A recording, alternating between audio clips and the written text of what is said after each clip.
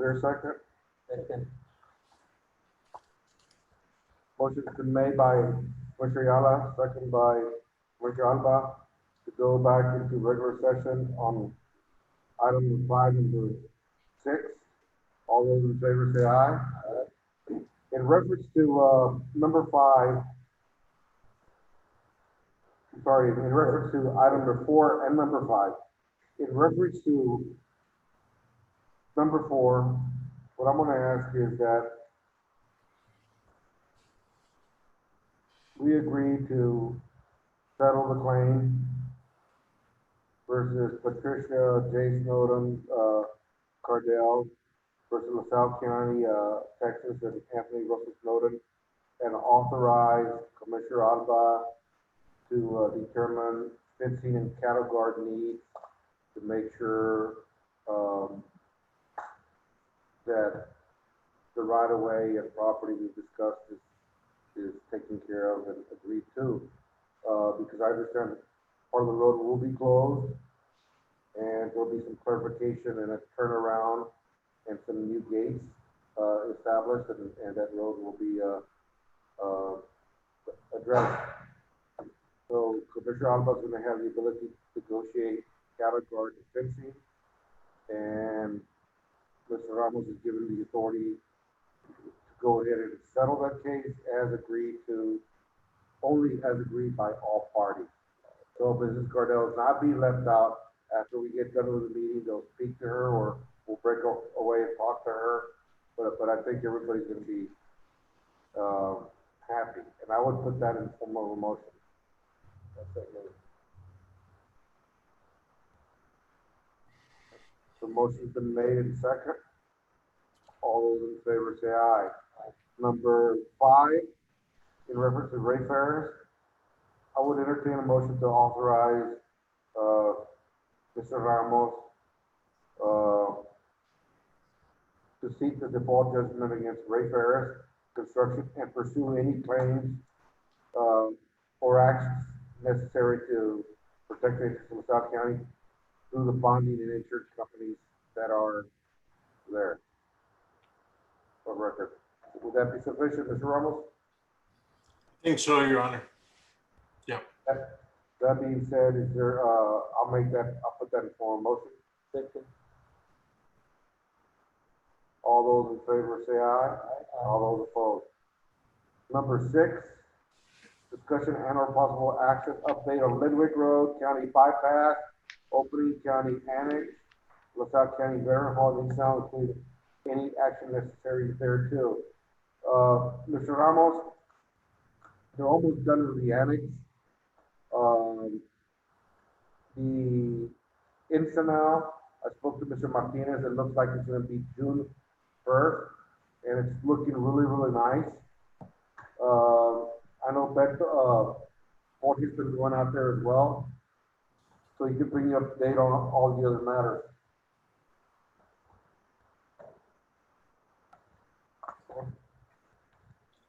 Good afternoon, Judge, Commissioners, Mr. Ramos. So to give you an update on the projects, the Ensenada and the county annex. The county annex here in Cotula looks like it's almost there for completion. That was going to be finished first.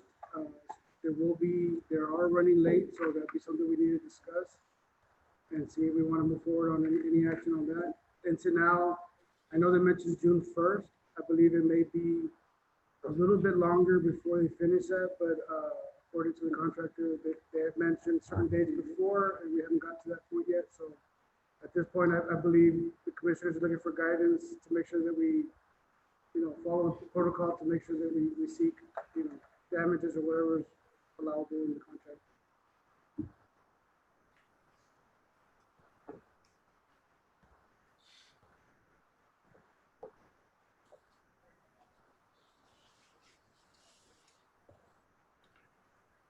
The Veterans Hall, there's gonna be some issues with some of the sinks. I think just very minor issues that can be addressed and taken care of later. It's too small of a sink. I didn't like the, one of the sinks in the concession stand or the adjacent kitchen. kitchen. But other than that, it looks really, really nice. And I know you all wanted to have an event after June. I really like to be able to do something for these things that are going on. So depending on how this virus, we may end up having a couple parties, but I really think as big of a building is, it's just kind of hard to just open it up and not have something. So if anything, in Ensenada, if we don't get past this virus, we may not even be able to have a dance, but I would say at least have a good barbecue lunch to big enough place, do something. With no spaces. Because the governor said he's gonna release everything by June. And the social distancing is something we're gonna have to get used to. But if anything, if this thing continues, instead of having a dance, it's a really, really big building, at least have some time barbecue appreciation there. Some people can kind of walk through, because it's a very big building, it's a very big place. And limited distance, not only people. Well, us, you know, and us, but the people that are excited about it, it's nice, the library, everything's nice. But it's, we got all these projects that are getting completed and you gotta have some type of closing. You know, we could do something very small over here. We could do something very small here, but the Ensenada thing is a really, really big project compared to, you know, all the other projects we've done lately. There's big thing at the inside and outside, you know, there's big thing at the table. People can kind of, And hopefully we'll get past this. But, and that's the same thing Anderson, they pay for the barbecue and stuff. So maybe over there, let's say, let's do a parade. You know, they pick up their parade, it's either right or they're done. But at least say, hey, you know, Luke one's done, we're gonna do a parade, y'all wanna be part of the parade, hope your party plate, and there you go. You know, but at least appreciate it, because that's the only way they appreciate it. Because that loop should take a lot of traffic out of town. But it's done, I mean, it's almost completed, I think y'all met with them with the changes, I think they've all met with you. Yeah, all those changes that you mentioned about the stove and the sink. And on the loop as well, on the bypass? The loop, I met with Commissioner Yavis already. We're making a complete list, so they're gonna have some punch list items that we're gonna have to go over. As of this week, the clock has stopped. They're already substantially complete. There's some issues on some of the signage that I wanna make sure that we address prior to opening the road. That's larger stop signs, stop ahead signs, speed limit signs. Those need to go in there before we can say, hey, let's have a groundbreaking on the so-and-so date. They've been already instructed what they need to do, so I think within the next week or two, we can do however you wanna, whatever groundbreaking you think. Press release, all that stuff. All right. So that's on the bypass. As far as Ensenada, I think the June date, I think it'd be very hard to get to that June 1st. We've been asking for dates from them for a while now, and so far they haven't hit a lot of the ones they've given us. So we're trying to push them, but at this point, I don't want to schedule a date and then send out an invitation and not be able to have an event. I know that we're going to continue with the architects getting on them and finishing this off.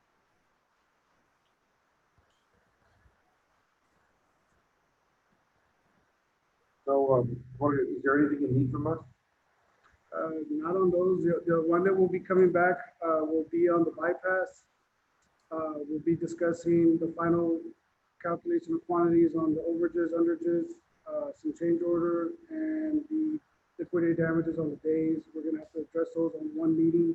Once I get the final information from the contractor, I'll present it to Commissioner's Court. So on that one, all I need from you on that one is if you can give me a tentative date or week where you'd like to have some kind of event out there, so I can put everybody on notice and get them up to speed. Well, Because I know they want to open it already, but I'm not. I know the government plans to do something in June. So, if we plan something in June, to do something in June, let's look at the middle of June. Is there a way, let me ask, because they're pushing to open up the road once these signage and all these things are addressed, so that they can get rid of their traffic control. And my question to the commissioners and to y'all is, if they want to remove all those items and open up the road, is that gonna be a problem? Or do I tell them, go ahead and leave everything there, and if we have to pay for the additional couple of weeks, we'll pay for it? I'm trying to make sure that I don't open it without No, anybody no, I permission. think if we can't do a big event, at least some type of. We can always schedule it a couple of weeks after, but you tell me how you No, want you it. don't wanna do that, you know, cause then Now you it's can stop traffic. Once you open the traffic up, you're not gonna be able to shut it back down. Right. I agree. So once you open it, you know, it's open. So then, are you asking that we leave? And once we open it and we accept the closure of the road, then it's gonna be really good to have someone from the Newmans here, even if it's a barbecue, because that closes the land deal and satisfies the purpose of the land. That's correct. It has to open to the public to stop that. Remember, the Newmans gave us the land, and they put some constraints, and once we close it, Mr. Ramos, then we've already fulfilled that, and that land becomes ours. Remember, because the Newmans did a constraint that we had to finish it within 18 months or 19 months or something. So once we accept the project into our inventory and close it, And open it to the fine, public. then that already becomes county land with no obligation. Because if we didn't finish the project on time, they wanted something like $450,000 for the land. And because it's been finished now, then we don't have to pay them that money. Correct me if I'm wrong, Mr. Ramos. I think so, Judge. As I recall, you're talking about the land with the Newmans, correct? Yes, Yeah, we had I thought we had a penalty provision in there that if we didn't do it, then the land would revert back to them. That's right. or we had to pay up It something was a like payment and a 450,000. reverter. Correct. So I'm sorry. now that completes that part to where we don't owe them anything. So we do want that closure. That's kind of wanted me to open up the road as soon as we can, but not do it like you said. We don't want to open it and then try to have an event or after the fact. This is the thing. People want to have events. So do you do a bicycle ride where some kids get some prizes, do something, at least to have them, this is the only chance you can get. I've noticed some kids riding a bike out there, which is great, it's closed.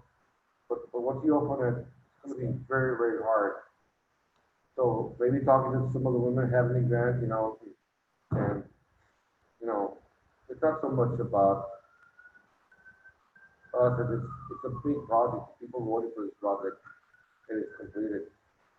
And, you know, I'm happy it's done, it's sad that all these projects, including the airport and things are happening there in the middle of this COVID crisis, and people don't get to see the hard work, because on top of all these meetings, we've had lots of meetings, a lot of discussions to get this. A lot of people don't realize there's a lot of plans, a lot of things to look at to make these happen, these projects happen. So if you want, I think the governor said like June 1st or whatever, maybe June 6th, just do it right, somewhere in the neighborhood, just pick a date. It works for everybody, Let's try to have some couple events for, you know, bike ride for kids or something, do it in the morning to where, you know, they can have something. And that ride, even if it's a bicycle ride, you go to certain areas, you can see the whole town. So there's some places of that area that are real pretty because you can see the town. So maybe just do a little event because they haven't had anything. So the week of June 6th is a Saturday. So you want to do the 8th, the week of the 8th? Let's plan for something during that week. Okay. That's what I'll propose.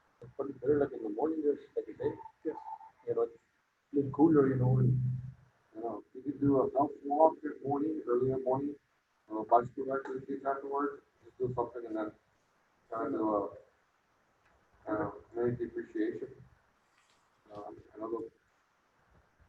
Because other than that, you never get to see bicycle out there again. That's awesome. Regarding the dollar, the contract amount will be, at the end of the day, everything's going to be less. It's going to come under budget with all the overages, underages, even some of the change orders that are necessary for the bids and everything. It's still going to be under the contract amount. But Anderson Columbia's been a good company, it's been slow. There's been things that are slow, that are honor control because of the railroad. We saw Part it of in the Leadway. railroad. So, but, you know, I just think it's something positive for this company. Hopefully it'll continue to bid on our project. Hopefully it'll continue to have low bids, Yeah. on the project. No, they're a good company. They've done well. They responded well with us. Yeah, the duty and us should be around the same time. You know, and I'd love to have music, something, because depending on how the virus is, you know. And we do plan, also for the July, works to the grand opening. For the July, having fireworks display and as you. But the chances are we're not gonna be able to have the Fourth of July, all of the events are canceled. All of the gatherings are already canceled, they're not gonna happen, so if we have events, it's gonna have to be a barbecue or something spacing or something, it doesn't look like this, well, that part's realistic, but if we can have a dance or something, or we can have fireworks display, I guess we should know more in a week or so. When is the governor, I wouldn't really roll it out. when is the governor gonna do another announcement? You probably do another announcement another week.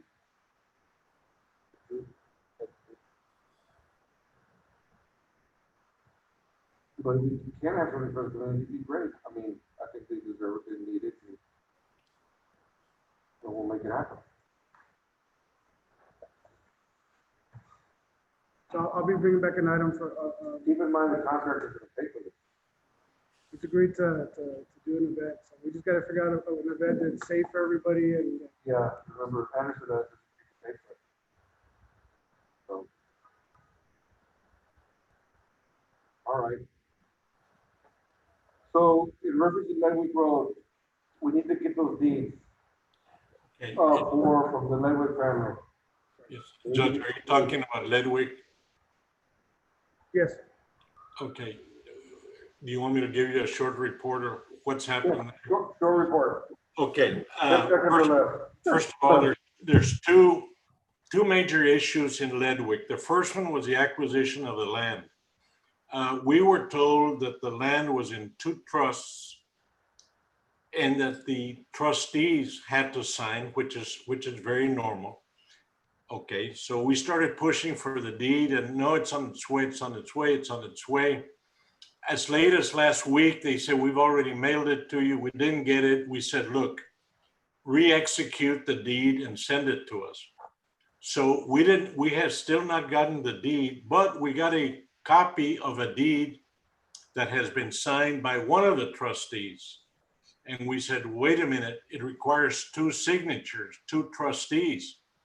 The attorney said, no, the other trustee has died and therefore only one trustee can sign. Well, obviously the trust document is going to determine who the successor trustee is or not. Long story short, we asked the title company, hey, check in an update on this to see if it's true that only one trustee has to sign the deed or both have to sign it.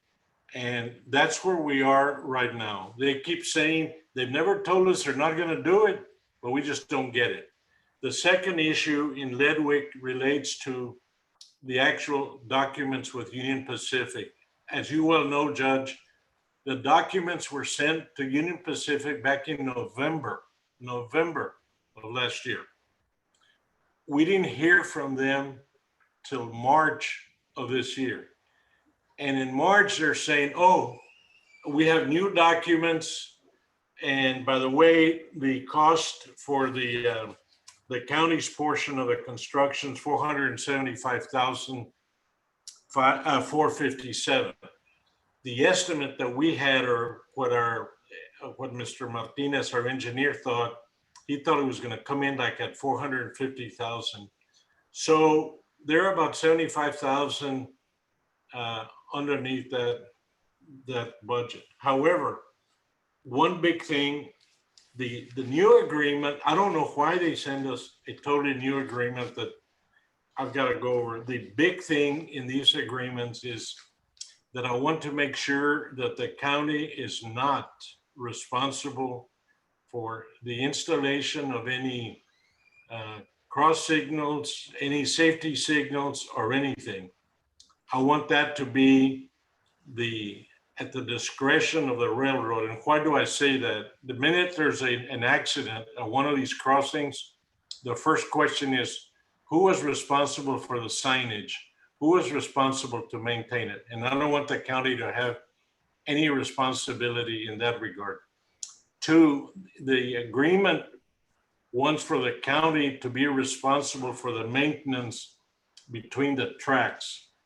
I think all of that should be railroad responsibility. So the bottom line is that the agreement, these new agreements that they've sent to us, do not comply with those two requirements that I want. And I've contacted Union Pacific. The gentleman that I was supposed to deal with apparently is on vacation. So they referred me back to Mr. Jaime, who I dealt with, Ivan Jaime, from the very beginning. And I'm waiting to hear from him. So those are the two issues that you might say in Ledwig. I am convinced the Ledwig family is going to donate the property. I feel a lot more comfortable when the appropriate deed is signed and it's in our possession. And I think Union Pacific will agree to the maintenance, cross arms, signaling issues that I addressed. So that's it. Well, one of the things that I have concerned is that dealing with the railroad, we have an agreement. When we send the agreement to them, because I know this last time we sent them an agreement, we agreed to certain things that we normally wouldn't. And I know maintenance wasn't one of them. But by the time they respond, you don't even remember what you did before. I mean, No, but that had a sign that said in the kitchen. No, the one, I've changed my mind. they've sent us a different agreement. In fact, I call it the agreement with little squares, because if you go through it, it's got little squares all over the place. But see, And, this is the thing, is we have a lot of money set in this project. And what I was just mentioning is, my dad used to have a sign that said, it's too late to agree with me, I've changed my mind. Well, we make an agreement, we send to them, and then they counter it 6 months or a year later. Right. We can't be playing and losing this type of time. I agree. We're serious about it, and let's get it done. If not, then why are we incurring attorney or engineering fees? And we'll just walk off and it's their responsibility. Yeah, back in November, Judge, the agreement was sent to them with the expectation that it would expedite things. But we Right. can't lose that much time. So we need to tell them, look, we want to close this. If we can't get to the resolve in 30 days and get this agreement done, then we're walking away, because with this, we can use that $1 million for something else. Yeah, okay. I'll And that's tell what them. we're with the family as well. If they don't want to give us the deeds and they got problems, and they don't want it that bad, then you know what? We'll do something else. Because the amount of money that we spent is a lot of money. Engineer fees, attorney fees are expensive. So if those parties don't want to seriously deal with them, then we walk off and we use the money to repair a bridge or something else. No, but this thing actually started in about 2014 was Ledwig Road. If we look at it, it's been going a long time. And we even had a meeting downstairs where we had about 100 people show up because they were planning to close the road. So we need to help from Union Pacific. They need to fast track it, because we can't continue going 6 months, a year. The people don't even believe us anymore. Yeah. That we're serious. Yeah. So let's get it done. Let's get Port of Ledwig. Call Henry Cuellar or whatever we need to do to make it happen. Yeah. We have yet, Judge, to receive a signed document from them. So. I mean, we had the oil company that said they were gonna pitch in, and I doubt they're gonna pitch in anymore. You know, at one point, because it's taken so long. I don't know. Because those companies that were interested, they've already been bought out, or they're not even here anymore. Well, and they changed agreements. That's what their excuse was. But they changed agreements after you had signed it, and that's not fair. And And that was what they agreed to. So that's what we need to decide on that. I don't know if you're in agreement, I mean, that we can't keep going back and forth, back and forth. If they're not interested in it, then you can use the money elsewhere. Yeah, but I do want to put an express provision regarding the signage and the maintenance of the signage, the controls, and the maintenance of the area between the tracks. And we had, but these little things that they keep changing, and we're at that point already, but it takes them 6 months or 9 months to return. So we signed off the agreement. So we signed in ran it to November, you Court. signed it? We read it to Commissioner's Court, but now they changed it again. No, I understood it. Yeah, but they changed it again. So we sent it to them in November overnight. So we gave it some provisions that we normally wouldn't because of liability issues. And we took it, you changed it again, so we need to decide how long do we want to continue incurring all these costs if they can't come to the table. We keep pushing, I mean, it's your precinct, you don't want them all picked off with you, because if we walk on that project, you know what's gonna happen? They're gonna close that road, and they're gonna have to find another way around, and that's the reason we jumped in. But she said she would donate the land. She's always said. But we still don't have the deed. So, we still don't have the deed. It's the lawyers. And that's what we have, we'll push the deed, but her lawyers need to do so. If they're her lawyers, it's her land, she decides at the very end if she's gonna sign it off or not.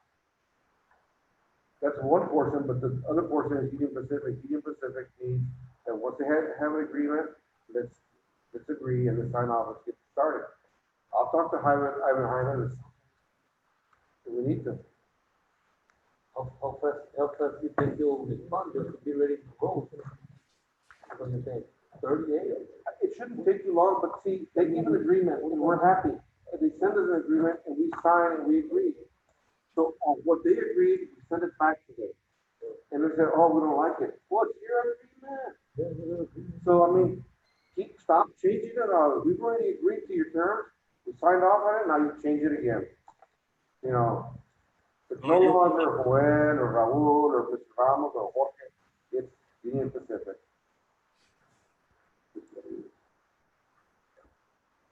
So how much time you wanna give them? I mean, I'd give them 30 days. 30 days? 30 days. I'd give them 30 days. That was, 30 days for the acquisition and the road. Both. yeah, and then we'll come back and cover it. Then we can. Because Carrizo said they were gonna pitch in originally. Remember, they're all here. Carrizo and El Paso. Well, look what's happening with El Paso. And look what's happening with Carrizo. I mean, do you really think they're gonna come up with a chunk of money? I doubt it.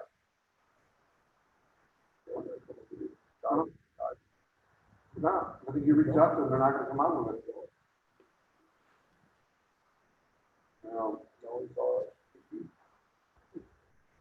I doubt it, you're gonna come up with a penny. But these residents need access to the property, we need help, we need cooperation with Union Pacific. We need those landowners to put pressure on their lawyers to get this done, because it's cost us a lot of money to take over the project. And there's other residents and other bridges that need attention to, and if they can't get their paperwork straight, then we'll find somewhere else that we can use it.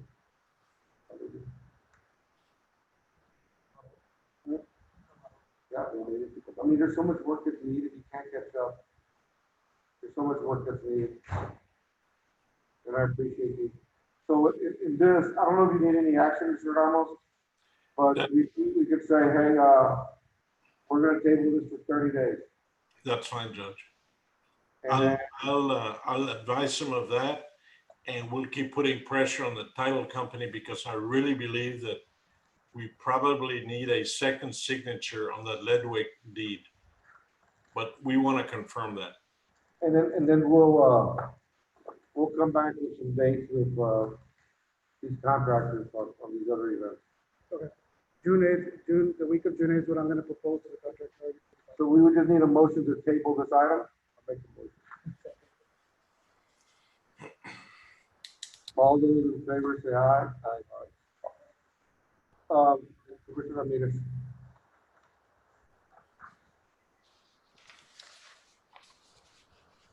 Number 7, discussion possible action on budget amendments to cover cost expenses related to the COVID-19 emergency declaration. I received from Congressman Guayar and basically said, hey, Judge, um, I want to flag you, Texas Department of Emergency Management, TDM, has released funding allocation for the area throughout the state, portion for the Corona Relief Fund. And met with the governor, and there's a couple sets of funding. One is a 20% match, and the other part is, that's through FEMA, this is FEMA, but there's also gonna be some for CARE. Now, this allocation is LaSalle County, that we're gonna be entitled to $55 per capita, which is about 159,000. That probably pays alone only for the testing that we're doing and the disinfecting.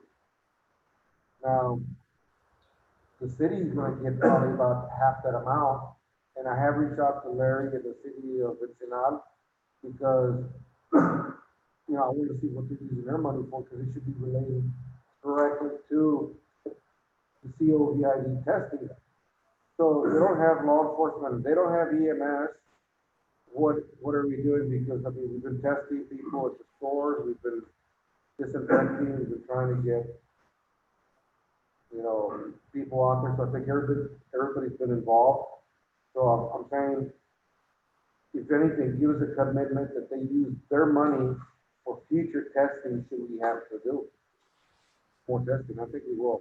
If it comes around, there's gonna be more testing. So at least, if the city of Tula, city of Ensenada, at least commit that money for future testing.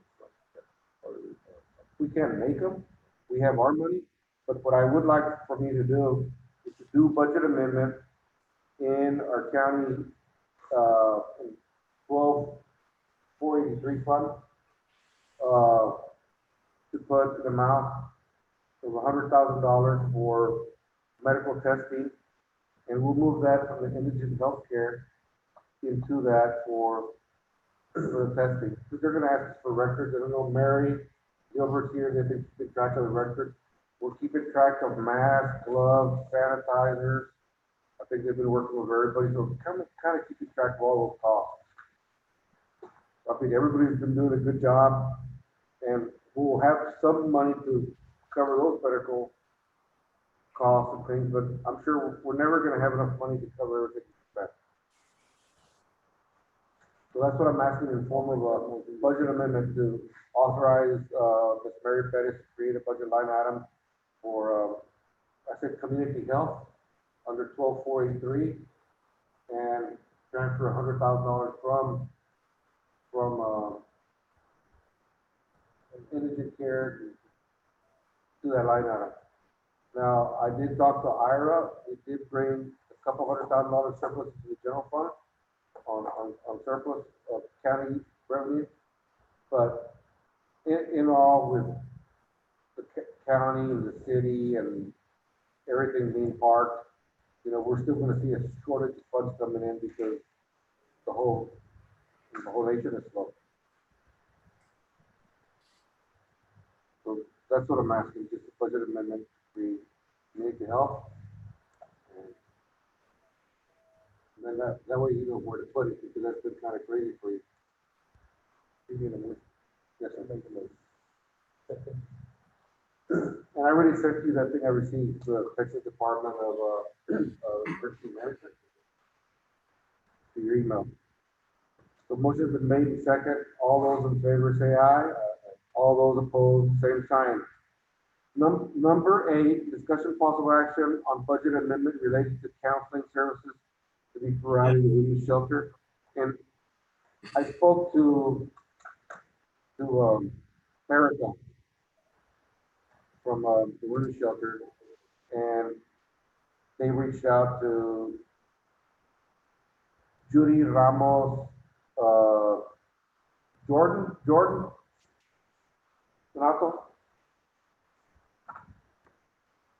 Donato, can you hear me? No, that's right. Yes. Yeah. Ramos Jordan, right. His sister already met with Erica, and she's a licensed professional counselor, licensed to handle, she bills, insurance, Medicaid, but they're in need, the women are in need of counseling. But I'd rather table this to have Erica here. And then, that way we can also get Judy on Zoom, so you can talk to her, feel comfortable. Because they're not providing any counseling services. And there may be some monies available also for counseling for crisis for people relating to this event as well. But for the time being, I would like, to have this item tabled until I get Erica here. And then, because right now, we don't have a single licensed, professional counselor that's practicing here at the courthouse. I'll make the motion to table it. So, sorry, but we're gonna table it, Mr. Ramos, until the next call meeting. Okay.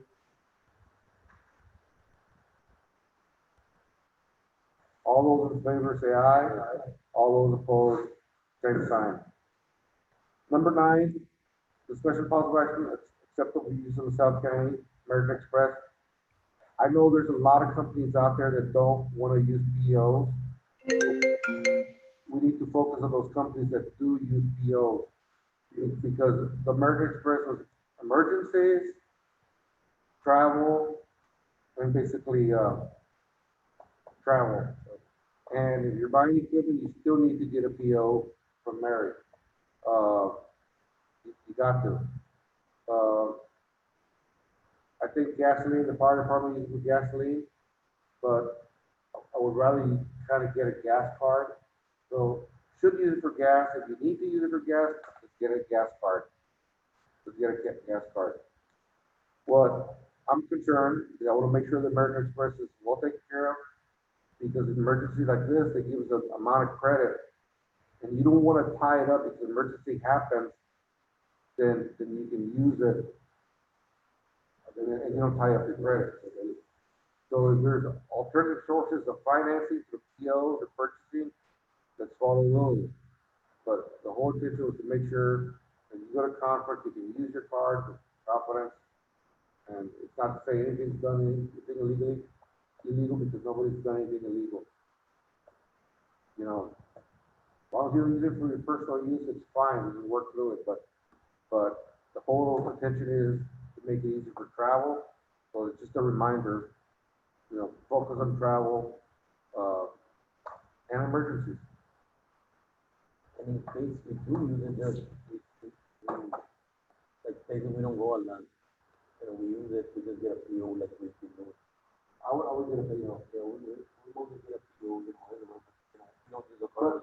if you buy a piece of equipment or computer equipment, it's best to get a PO and purchase it that way. Because everybody that register, we use a PO, and then they're not registered that we there and tell them buy it, you can still use it, I mean, just in case. Or you get some that get a PO like we got. There's a place you don't get a PO. I bought it. I don't think it's H. That's what I mean. but see, but this is the thing. On that ice maker, we shouldn't have to use a credit card, because we can buy it from somewhere else. We can buy ice until we have it, but the whole thing that we passed it was the part we bought it for travel. That was the purpose. It wasn't to buy equipment. They got into the PO system, and that's been the adopted purchasing system by the county. We're bypassing that purpose, the gasoline as well. If you're emergency, there's nothing else, if the fleet car don't work, then yeah, you gotta use it. But you don't need to have problems when people are buying gas. Let's say I get a stipend, I use gas, well, I'll put it in his pocket. I might have put gas for something else, but why do I want to do that interest to myself? So use it. Because we got another credit card. So, but not everybody else. But we had a point, we had no cards, and everybody did it on their own. And we can go back to that. The American Express is privilege to you, and you want to take care of it. You want to take care of it. I asked the purchases to be done, and it was my mistake for the COVID-19. And right now, I think from now on, any food that has to be purchased for somebody quarantined should come from the fire department. Some people want candies and other stuff. So yeah, I mean, you see things that should be purchased. So if someone is quarantined, for them not to go out, we can help them and take things to them. But it should be staples as need, food, meat, rice, beans, toilet paper, baby soap. It should be specific stuff. Hopefully they have money to be able to handle it, but sometimes these people can't work anymore. But part of making this thing work, if somebody gets sick, is keeping them at home. So you can't get angry at those people that are sick if nobody's helping them. They're gonna have to go to the store. They're gonna have to go to food. So we can help them, but it should be limited to what only the fire department is gonna go purchase. Or only Adriana's gonna go purchase because she has a food bag. We need to designate one person and only one person to take any future COVID people food. And then that way they document it, and everybody wants to help. Yeah, everybody, But there's a thing called HIPAA that we're gonna get to in a minute, and they'll explain why. The people will, why are you telling me? We can't tell you. We can't tell you. There's reasons we can't tell you. And that's why we're going, but American Express is kind of like that as well. Everybody wants to help, and we want to give them everything they want, but we can't give them everything they want. The worst thing is going to a conference and your card don't work because you hit your limit. And if you buy a $10,000 piece of equipment or something, it's possible that there's a limit, and everybody else has a card. So if everybody's using a card and I follow the process, then you hit the limit and you're gonna have to give travel. On the sheriff, they have to go to Chicago to go get officers, stuck at the airport for a week, because that card don't work. It's happened. It's happened before. It's happened. So I'm telling you, the only way it works, travel and purchases, and unless it's an emergency, if it's an emergency, tell Mary, because that way she can make sure she lets American Express know we need more credit or we need this or that. It's happened before, and Commissioner Ayala had to pull out his card. Yeah. Take the day. So it's not purchasing, we have a lot of people in the county and they put limits on us. So it's up to us to let our people know what it is. So number 10, I don't need to take any action, I must say, hey, this is where we're at. Number 10, discuss a possible action to support CSA application for elderly assistance program. They're doing it again. I gave you a letter last week. They wanted a commitment of $15,000 to go do the homes again. CSA.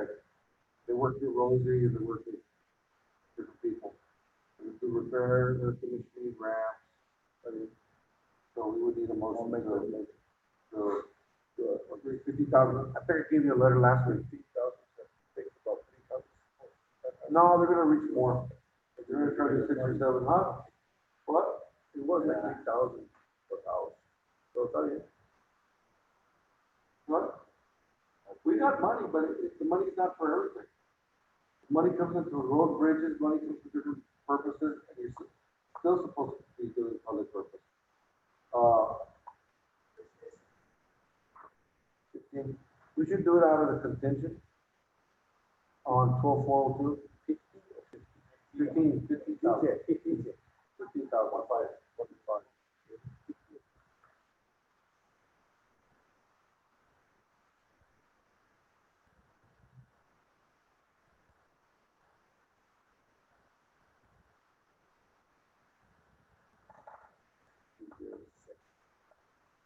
Is there a second?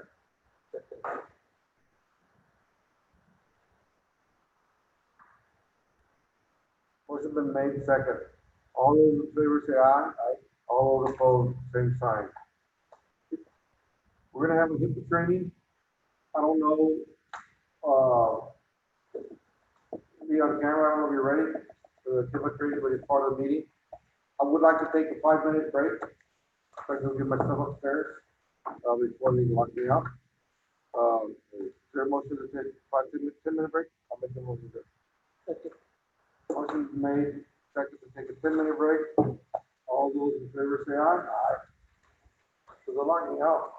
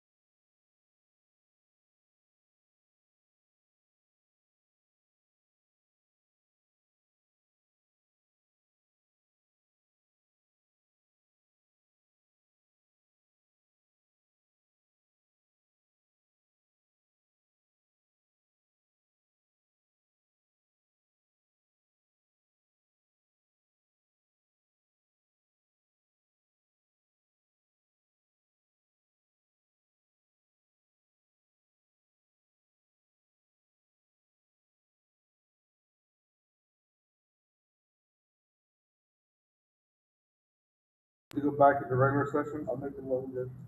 is there a second? All those in favor say aye. Aye. Now, the next part, we have is our HIPAA training. And HIPAA is required, because we get medical bills, we have medical situations that you get to see bills or records. So it's required that we be certified. I know Mary's been certified, but anybody here in this room that hears a presentation can be certified. And then this will also give the public a chance to see why, you know, we can't release information in reference to patients that test positive, because there's laws that protect them. Once they put it up on Facebook and put it out there, it's something different, but until they do so, you know, they're entitled to privacy. But we get given information, bills and testing things, and we are also required to keep it quiet as well. Mr. Chief Danny Mendez is here. He's gonna give us the official HIPAA training and certification for the Commissioners Court. And have you had it? You already had it already?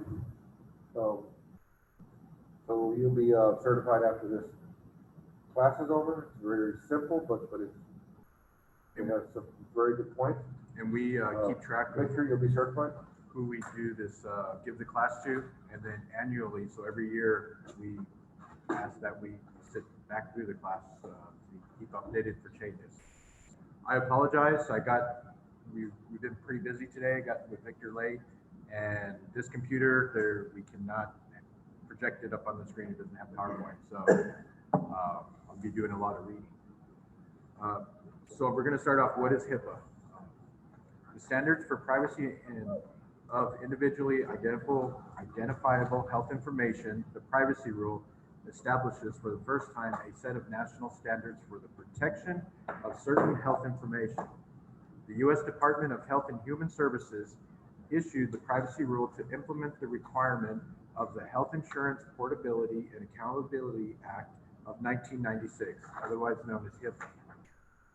The privacy rule standards address the use and disclosure of an individual's health information, called Protected Health Information, or PHI, by organizations subject to the privacy rule, called covered entities. We are a covered entity, as well as standards for individuals' privacy rights to understand and control how their health information is used. Within Health and Human Services, the Office for Civil Rights has the responsibility for implementing and enforcing the privacy rule with respect to voluntary compliance activities and civil money penalties. So overall, what that means is they enforce it, and they can give you a warning, or they can invoke civil penalties against the organization or the individuals. So one of the major goals of the privacy rule is to assure that the individual's health information is properly protected while allowing the flow of health information needed to provide and promote high quality health care and to protect the public's health and well-being. The rule strikes a balance that permits important uses of information while protecting the privacy of people who seek care and are healing from their condition. Given that healthcare marketplace is diverse, the rule is designated to be flexible and comprehensive to cover the variety of uses and disclosures that need to be addressed. So as healthcare providers, your frontline workers, this also goes for law enforcement. Every healthcare provider, regardless of the size of your organization, who electronically transmits health information in connection with certain transactions is a covered entity. Everything we do here is electronic. So every time we do medical contact, any type of information, it is transmitted electronically and stored electronically. These transactions include claims, benefit eligibility inquiries, referral authorization requests, and other transactions for which Health and Human Services has established standards under the HIPAA transactions rule. Using electronic technology such as email does not mean a healthcare provider is a covered entity. The transmission must be in connection with a standard transaction. The privacy rule covers a healthcare provider when it electronically transmits these transactions directly or uses a billing service or third party to do it on its behalf. So here in LaSalle County, we do use a third party biller to do the EMS billing for the county. Healthcare providers shall include all providers of services, institutional providers such as hospitals, and providers of medical or health services. This would be physicians, dentists, and other practitioners defined by Medicare, and any other person or organization that furnishes bills or pays for healthcare. So kind of everything that you do down to the pharmacy, that information is protected health information. So what information is actually protected under this law?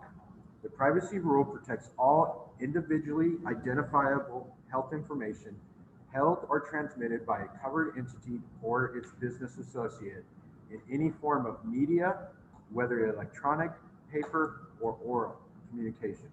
The privacy rule calls this information protected health information, or PHI. Individually identifiable health information is information including demographic data that relates to the individual's past, present, future physical or mental health condition, the provision of healthcare to that individual, which means what they received, the past, present, and future payment for the provision of the healthcare to that individual, and any information identifies the individual for which there is a reasonable basis to believe it can be used to identify them. Name, address, birth date, social security number, phone number, anything that can identify that individual or any one of us in here. What that means is even coordination through law enforcement here locally, if we run a call, law enforcement, if they need our records, has to do an official request electronically to us with a release from that individual saying that we can give their information over to law enforcement for the case. We have it down, it works very well with us. Otherwise, we can't release that information. Our current situation with COVID, we get certain information from the state after an investigation is complete. That information is the protected health information of the individual. Like the judge said earlier, if the individual puts it out on Facebook and shares it, then that's not on us. We have to keep that information private. That goes from us in the fire department, elected officials, law enforcement, and dispatch. At this time, when we get notified by the state, I get notified, I let the judge know that we have been notified, and then the address is flagged in dispatch. So upon dispatch to that address, all first responders know what's going on. That is the only information. Our public information officer, the only information he gives out is, yes, we have got another confirmed case in LaSalle County. We do not even tell them north, south, east, west, left corner, right corner, because that could be identifiable information that could violate their rights under HIPAA laws. So violations of HIPAA laws, criminal penalties that come with it. Any person who knowingly obtains or discloses individually identifiable health information in violation of the privacy rule may face a criminal penalty of up to $50,000 and 1 year imprisonment. The criminal penalties increase to $100,000 and up to 5 years imprisonment if the wrongful conduct involves false pretenses, and up to $250,000 10 years in prison if the wrongful conduct involves the intent to sell, transfer, or use identifiable health information for commercial advantage, personal gain, or malicious harm. There is only one entity that can investigate this and will prosecute it, and that's the U.S. Department of Justice. So any violations, it is not in the local jurisdiction or the state. It will be the U.S. Department of Justice that prosecutes. With that, that's why we are not releasing information on if it next case is in Cotulla, Encinal, so forth, because we already have had to head this off. People that are attempting to do malicious harm to other individuals segregating them, identifying them, so forth. We want to keep this private, and as we go through this disease process, we have to, as far as us, elected officials, we have to keep everybody's protected health information to ourselves. I know Mary's office has a lot of information that goes through the billing side, and what they see, they cannot repeat either, because we're held to the same standard. These penalties are for each time the information is shared, not just, oh, one fine. It will be for each time.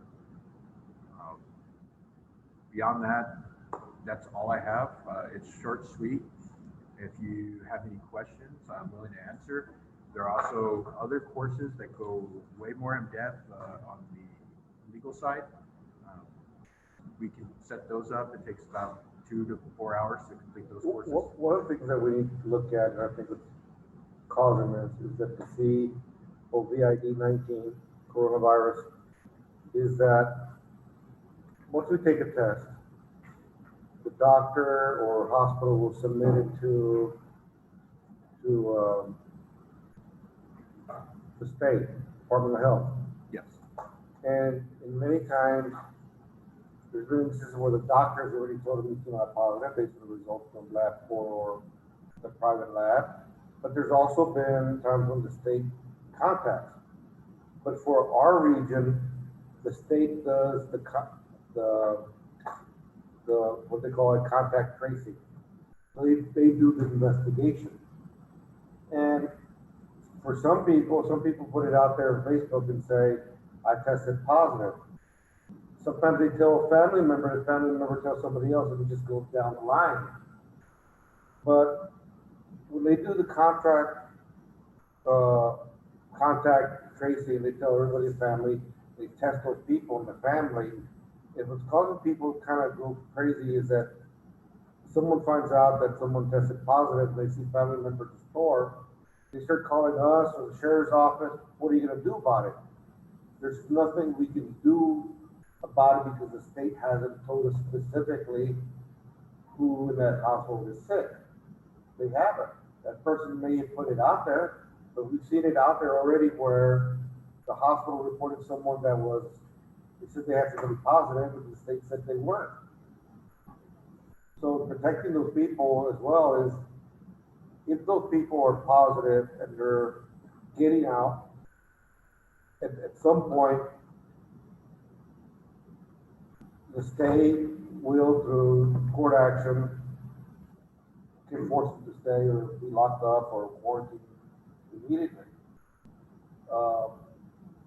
And all this contact tracing really works when, if a person comes out positive, they got to be very honest with investigators so they can trace them down.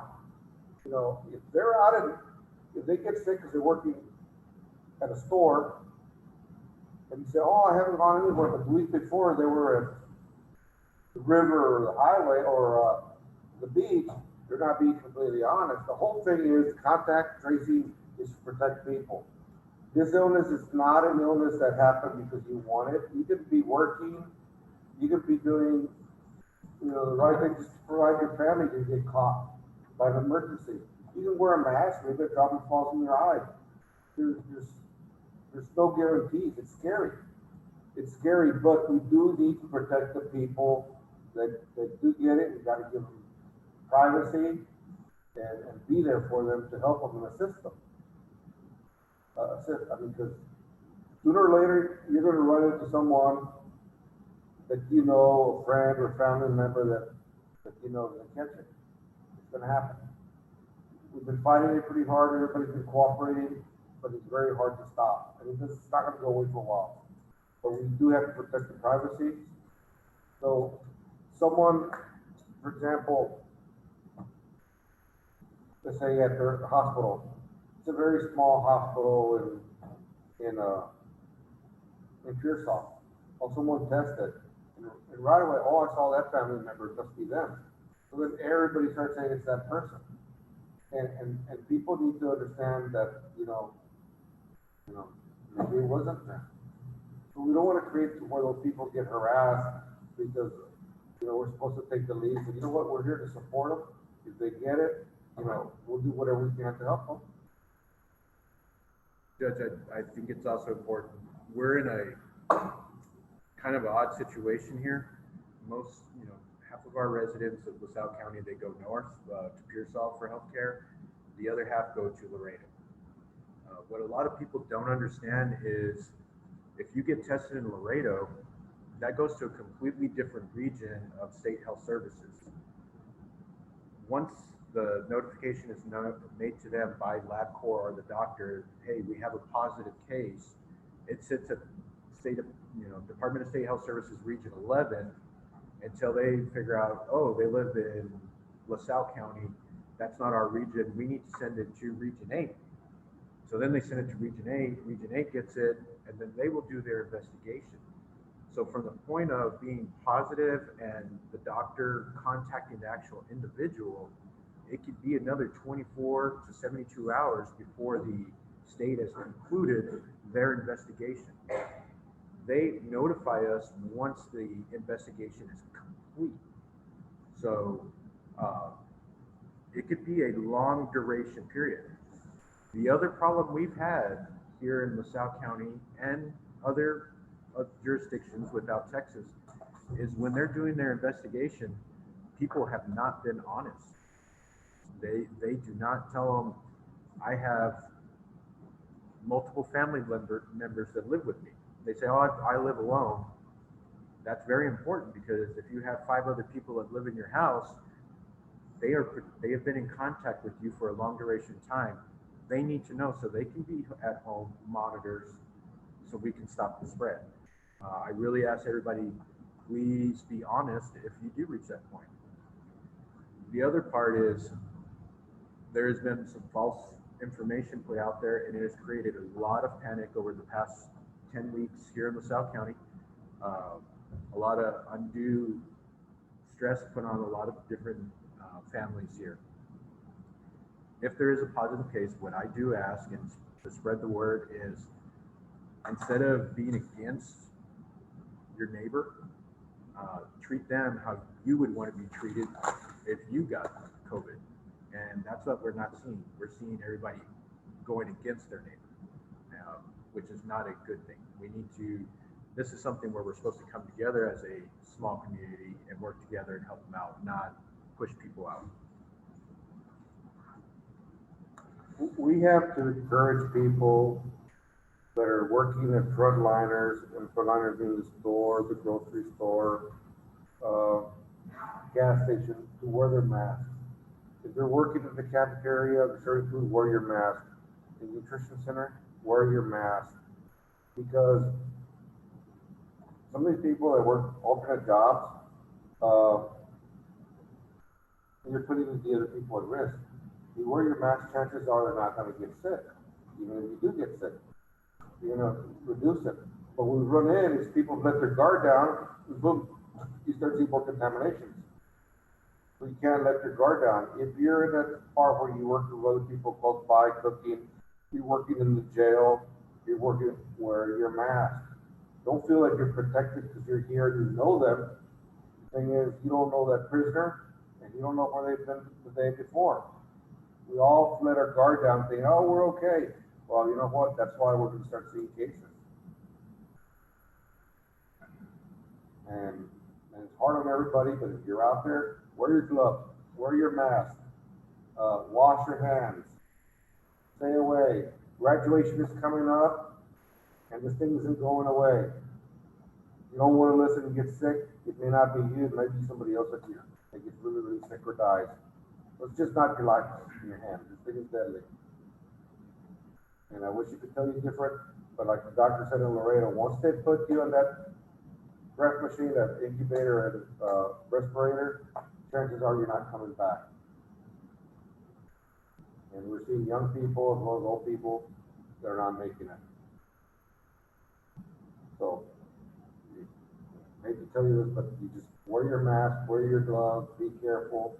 It's a sad time for people graduating. It's a sad time for projects and things we've done that we want to celebrate.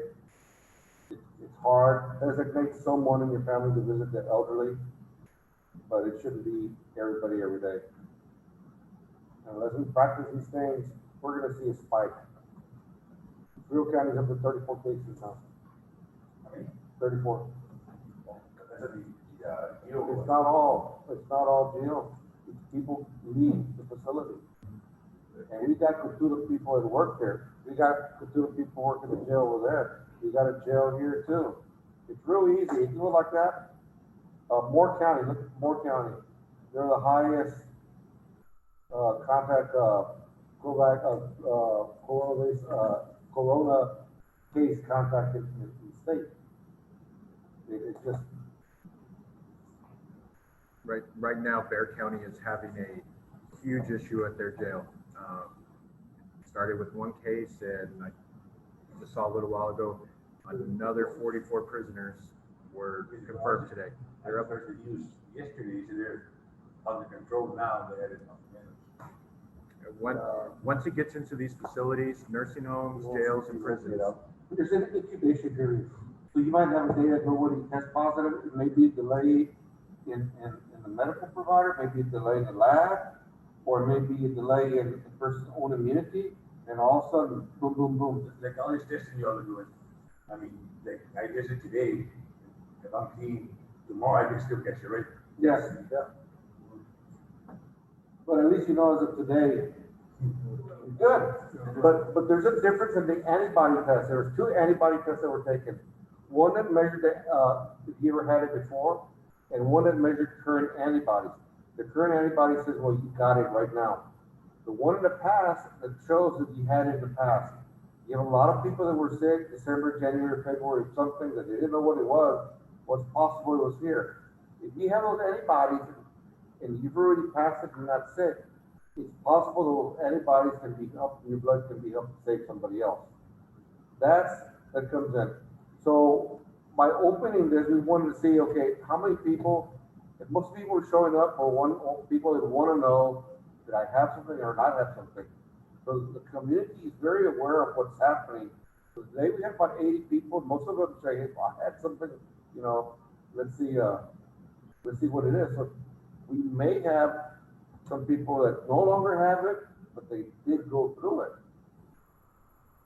But If they did go through it, you're gonna announce it as no, a case or? we can't. If they already went through it and it's not active anymore, it doesn't get announced as a case. no. But what they're doing right now, one of the best treatments for it is those that have the antibodies in their system that already had it, they take their plasma, and those that are really sick in the hospital, they do a transfusion and give the plasma, and it helps them fight off the infection. So it could be a really good thing for a lot of people. It's just a matter of who's got it and who didn't.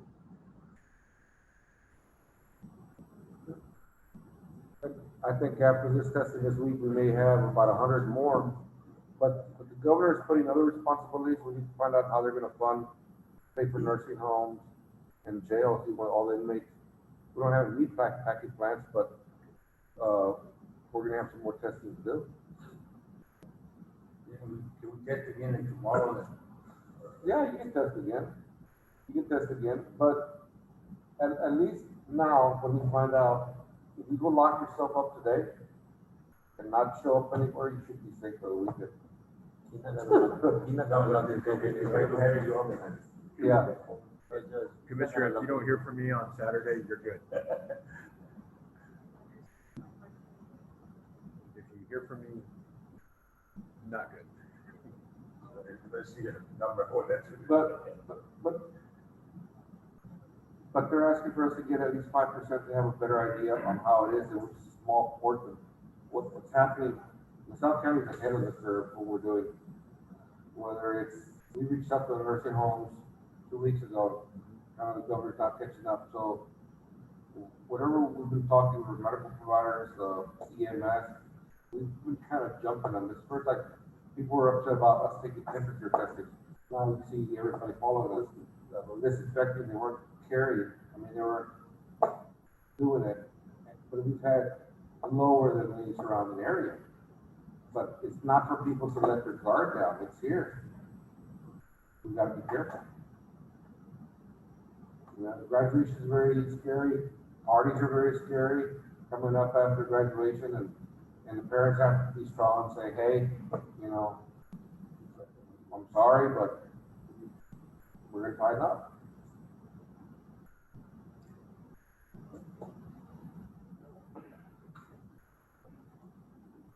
Is that it for the HIPAA training? That's it.